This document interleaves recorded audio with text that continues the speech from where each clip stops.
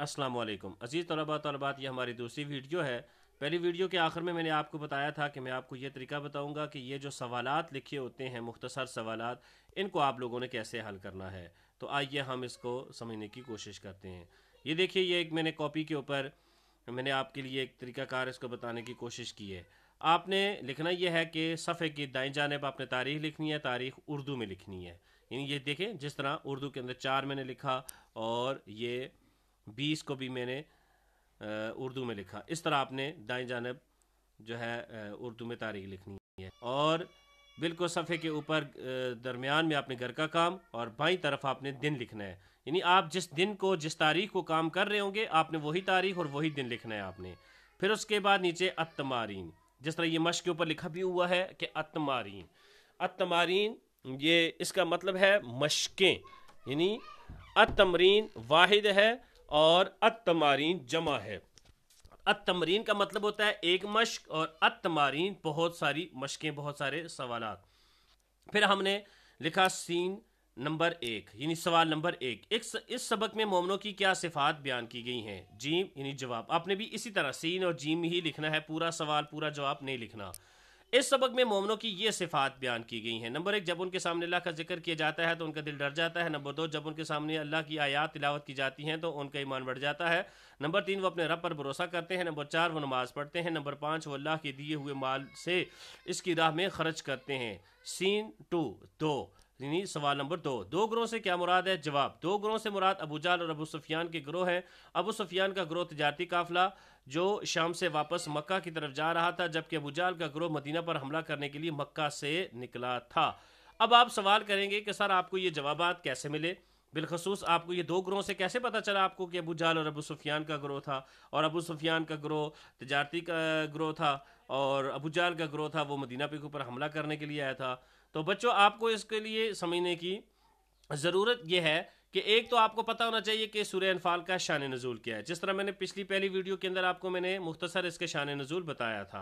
और दूसरी बात यह है कि आपको ये बात समझने की ज़रूरत है कि इस सूरत के अंदर अल्लाह ताला ने जो इस्लाम की पहली जंग थी, ग़ज़वा बदर, जंग बदर, उस जंग बदर के जो हालात और वाक़यात तफसील से बयान किए हैं, उस जंग बदर का पस मंज़र क्या है। यानी उसकी एक बैक हिस्ट्री, बैक कोई तारीख थी, जिस तारीख की वजह से, जिस बात की वजह से, जिस रीज़न और सबब की वजह से ये जंग बर्पा हुई। तो आइए हम सबसे पहले एक तो सूरह अनफाल के शान नज़ूल इसको समझने की कोशिश करते हैं। दूसरा फिर मैं आपको अपने इस नक्शे के ज़रिए, ये हमारे पास नक्शा है जंग बदर का, हम इसके ज़रिए समझेंगे कि इसका पस मंज़र आखिर क्या था। तो इस सूरह अनफाल का शान नज़ूल, जिस तरह मैंने पहली वीडियो में भी आपको बताया था, बात ये हुई थी कि 17 रमज़ान सन 2 हिजरी को ये जंग बर्पा हुई, और जिस जंग के अंदर अल्लाह ताला ने मुसलमानों को फतह दी और बहुत सारा काफरों का माल, लोंडियाँ, गुलाम, घर बार, असलहा, जायदाद और जानवर वगैरह, घोड़े, ऊँट वगैरह मुसलमानों के हाथ लग गए थे। अब वो सारा माल जितना भी था मुसलमान मुजाहिदीन के दरमियान तकसीम होना था। अब उसके तकसीम का तरीक़ाकार क्या था, किसको कितना कितना माल मिलना था, नबी सल्लल्लाहु अलैहि वसल्लम को ख़ुद कितना माल मिलना था और अल्लाह के लिए रास्ते में कितना माल निकालना था। तो इस शान नज़ूल इसका यह था कि अल्लाह ताला ने इस सूरत के अंदर मुसलमानों के इस इख्तिलाफ़ को ख़त्म करके सारी बात बता दी कि मुसलमानों, तुम्हारे इख्तिलाफ़ का जो हल है वो हल ये है, और अल्लाह ने एक उसूल और एक कानून बतला दिया। और वो अल्लाह ताला ने उसूल और कानून क्या बतलाया, इंशाल्लाह जब हम आगे सबक पढ़ेंगे तो हमारे इस सबक के अंदर ही आ जाएगा कि अल्लाह ताला ने सूरह अनफाल का जो शान नज़ूल था वो क्या बयान किया है और माल गनीमत को तकसीम करने का क्या तरीक़ाकार बयान किया है। वैसे मुख्तसर ये है कि 5वां हिस्सा, यानी माल के 5 हिस्से किए जाएंगे। जितना भी माल है सारे माल को इकट्ठा करके उसके 5 हिस्से बनाए जाएंगे, और जो 5वां हिस्सा होगा वो अल्लाह और अल्लाह के रसूल सल्लल्लाहु अलैहि वसल्लम के लिए होगा, यानी गरीबों, मस्कीनों, यतीमों में तकसीम किया जाएगा। बाकी 4 हिस्से जो मुजाहिदीन होंगे उनके दरमियान तकसीम किया जाएगा। अब आइए इस ग़ज़वा बदर का जो पस मंज़र है वो समझने की कोशिश कीजिए। ये देखिए मेरे पास नक्शा है, नक्शा जंग बदर का है। आप इसके अंदर सबसे पहले ये चीज़ें जो लिखी हुई हैं ये देखें। यह मक्का का रास्ता, यानी इस तरफ मक्का है, ये आगे तीर का निशान बना हुआ है, इससे आगे मक्का था। और यहाँ से चलते चलते आप ये देखिए, ये बीच से मुड़ के ये आगे नक्शा जंग बदर کہ بیچ میں نیچے لکھا ہوا ہے مدینہ منورہ کا راستہ، اس طرف مدینہ منورہ تھا۔ مکہ اور مدینہ کے درمیان جو ہمارا سفر کا راستہ ہے وہ تقریباً 450 کلومیٹر کا ہے۔ اب اس کے بعد آپ دیکھیے یہاں پہ لکھا ہوا پہلی اسلامی لشکرگاہ سے آگے یہ بیچ سے ہوتے ہوئے شام کا راستہ، اس طرف آگے ملک شام ہے، اور جو کہ اس کا موجودہ آج کا نام ہے سیریا، سوریا۔ پھر آپ دیکھیں کہ یہ جو آپ کے بیچ بیچ میں نقشے کے آپ کو جگہ جگہ پہ ٹیڑھی میڑھی لائنیں نظر آ رہی ہیں، یہ پہاڑیاں ہیں، یعنی یہ پہاڑیاں ظاہر کی گئی ہیں۔ اور پھر اس طرف دیکھیے آپ، یہ بحر احمر ہے، یعنی یہاں پہ سمندر ہے، اور یہ مشرق، شمال، جنوب، مغرب، یہ ساری چیزیں۔ اب اس کا پس منظر یہ تھا کہ سن 2 ہجری کے اندر جب یہ قافلہ، جو قافلہ مکہ سے نکلا تھا شام کی طرف، یعنی یہاں سے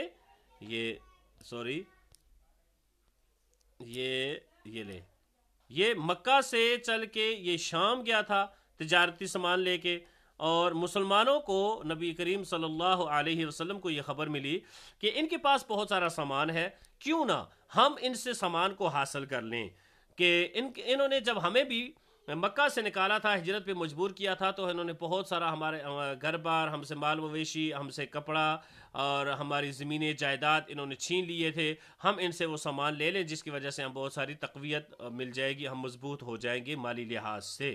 تو یہ قافلہ جو کافروں کا قافلہ تھا، اس قافلے کی قیادت ابو سفیان نامی شخص کر رہا تھا۔ ابو سفیان اس قافلے کی جو قیادت کر رہے تھے، اس جنگ کے ٹائم تو مسلمان نہیں تھے، اس قافلے کی قیادت کے ٹائم تو مسلمان نہیں تھے، لیکن یہ بعد میں جا کے جنگ فتح مکہ کے ٹائم یہ مسلمان ہو گئے تھے، جو کہ اسلام کی آخری جنگ تھی۔ تو اس قافلے کی قیادت ابو سفیان کر رہا تھا۔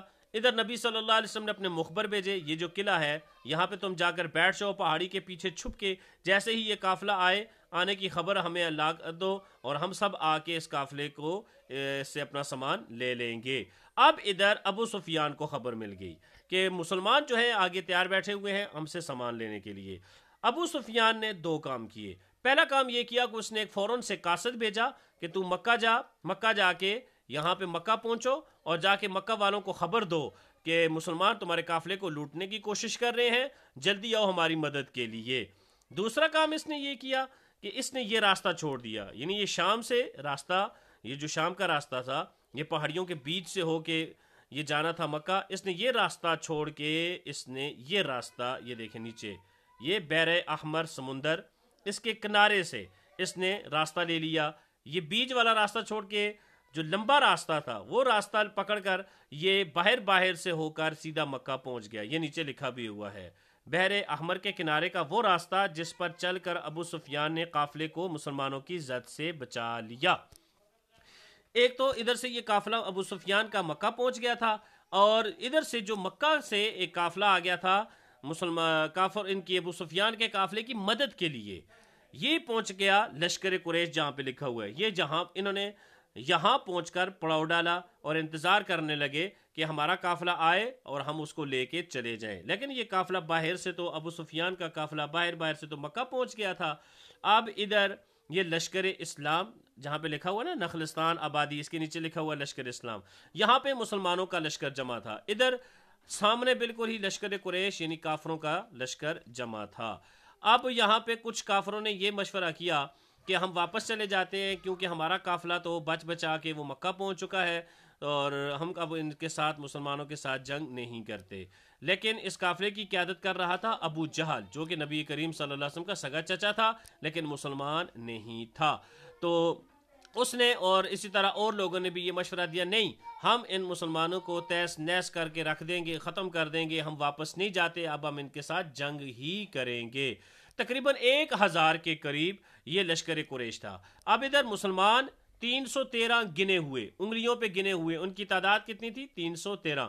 پاس اسلحہ بھی نہیں تھا، سامان بھی نہیں تھے، گھوڑے بھی نہیں تھے، سواریاں بھی نہیں تھی، اور جو لشکر قریش تھے یہ تو آئے ہی جنگ کی غرض سے آئے تھے، مسلمان تو جنگ کی غرض سے آئے نہیں تھے، یہ تو صرف قافلے سے سامان لینے کے لیے آئے تھے۔ تو اس طرح پھر نبی کریم صلی اللہ علیہ وسلم نے بھی اپنے صحابہ سے مشورہ کیا، بالآخر یہ طے ہوا کہ اب ہم ان سے کافروں سے جنگ کریں گے۔ اب یہ کافر بھی تیار ہو گئے، کافروں کا لشکر 1000، مسلمانوں کا لشکر 313۔ جب ان کی آپس میں جنگ ہوئی تو جب جنگ ہوئی تھی وہ دن تھا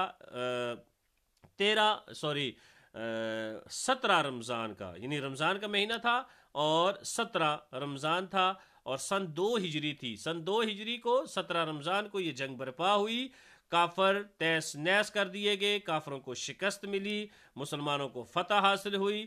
فتح ہی نہیں حاصل ہوئی بلکہ 70 کے قریب کافر مار دیے گئے، 70 کے قریب کافر قید کر دیے گئے، اور ان کی بہت سارے اسلحہ، سامان، لونڈیاں، غلام انہوں نے قیدی بنا لیے تھے۔ اب مسلمانوں کی یہ پہلی جنگ جو غزوہ بدر تھی، اس کے اندر فتح نصیب ہوئی۔ پھر اس کے بعد جو سارا سامان تھا مال غنیمت، اس کی تقسیم کیسے کرنی تھی، اللہ تعالیٰ نے یہ سورہ انفال کو اتار کے ساری بات کو بیان کر دیا۔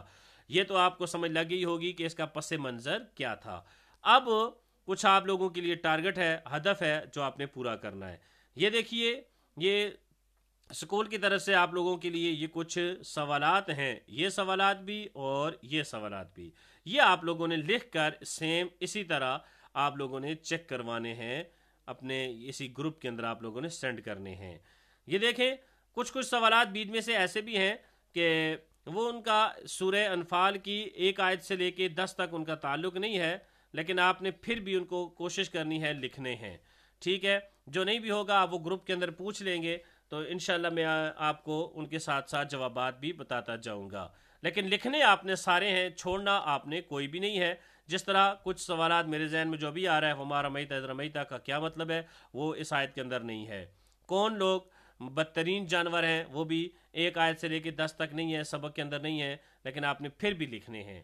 اللہ نے مسلمانوں کی مدد کی کس طرح کی، آپ نے یہ موجود ہے، آپ نے اس کا جواب ڈھونڈ کے لکھنا ہے۔ کس وجہ سے انسان کو اللہ نے خلیفہ بنایا، اس کا جواب بھی لکھنا ہے۔ سورہ انفال کون کون سے پارے میں ہے، یہ آپ نے قرآن مجید سے بھی ڈھونڈ لیں گے، آپ کو بآسانی سے مل جائے گا۔ مال غنیمت سے متعلق اختلاف کیوں پیدا ہوا، یہ بھی آپ نے اس کا ریزن وجہ میں نے آپ کو پس منظر کے اندر بتا دیا۔ مال غنیمت سے متعلق اسلامی احکام کیا ہیں، ٹھیک ہے، اس کا جواب بھی آپ نے خود ڈھونڈنا ہے، آپ کو مل جائے گا۔ یعنی کیا احکام ہے، وہی 5واں حصہ مال غنیمت کا مسلمان اللہ اور اللہ کے رسول کے لیے، باقی 4 حصے مجاہدین کے درمیان تقسیم کیے جائیں گے۔ سورہ انفال میں مومنین کو کیا کیا نصیحتیں کی گئی، یہ آپ نے خود ڈھونڈ کے لکھنے ہیں۔ مجاہدین کے پاس سواریوں کا کیا انتظام تھا، آپ نے اس کا جواب بھی ڈھونڈنا ہے۔ غزوہ بدر کا پیش آیا، میں نے آپ کو تاریخ بتا دی۔ ابو سفیان کے پیغام کا مکہ میں کیا اثر ہوا، میں نے آپ کو پس منظر میں بتا دیا۔ اسلامی لشکر میں گھوڑوں کی تعداد کتنی تھی، یہ آپ نے خود ڈھونڈ کے لکھنا ہے۔ غیر ذات شوکا سے کیا مراد ہے، یہ بھی آپ نے ترجمے سے ڈھونڈ کے لکھنا ہے۔ مال غنیمت کو انفال کیوں کہا جاتا ہے، یہ آپ نے خود بتانا ہے۔ احد الطائفتین سے کیا مراد ہے، یہ آپ نے ترجمے سے خود ڈھونڈ کے بتانا ہے، پچھلی ویڈیو ساتھ دیکھنی ہے۔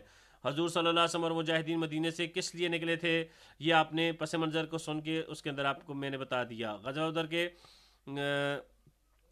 بدر کے دوران اللہ نے فرشتوں کو کیا حکم دیا، یہ بھی آپ نے خود ڈھونڈنا ہے۔ اللہ کے ہاں بدترین جانور کون سے ہیں، بدترین، یعنی یہ سوال نمبر 2 اور سوال نمبر 19، یہ ایک ہی سوال ہے، آپ نے ایک ہی بار لکھنا ہے۔ کافروں کی جانیں نکالتے وقت فرشتے کیا کرتے ہیں، یہ اگلے سبق کا سوال ہے، لیکن آپ نے خود ڈھونڈ کے اس کو پہلے سے لکھنا ہے۔ واللہ غفور الرحیم کا ترجمہ کرے، اس کا بھی آپ نے ترجمہ لکھنا ہے۔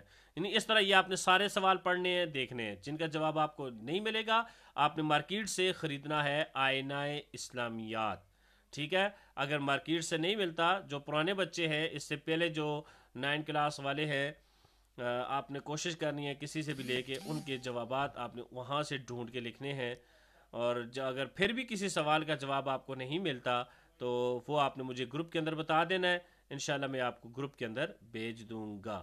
السلام علیکم۔